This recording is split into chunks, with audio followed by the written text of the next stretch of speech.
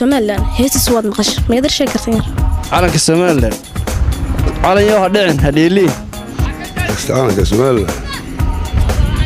سريع المغنسة ها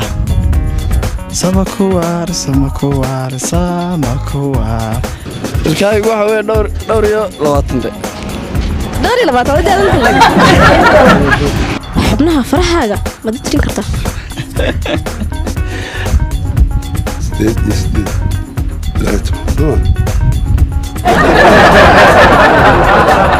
marwada koowaad ee dalka Somaliland magaceedu istaxnisha Amina Waris ma garanayo kala waxaa qaraano annaada marwada aad ma qaan gaas dhaxan laakiin waxaan qaalaba kala wada Amina Waris soo galay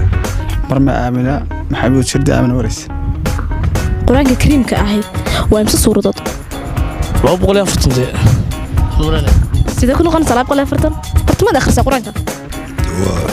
sagaal shubana may taama garnay nabigeena kaleey salaatu wasalaam magaciisa saddexaad sheeg Maxamed Cabdullaahi Ibrahim dooxa magaciisa ma sheeg kartaa dooxa Hargeysa magac kala loo qanaada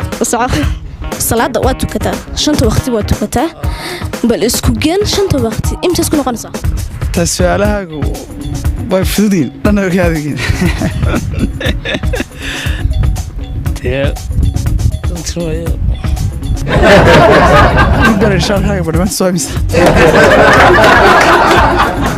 برنامج عايشة شو وبرنامج مددالي قصل إسلام مركان حنبارسن مورتي أقوم جود في لدواننا ضاوتان برنامج كان حيسها عليه عايشة شو coming soon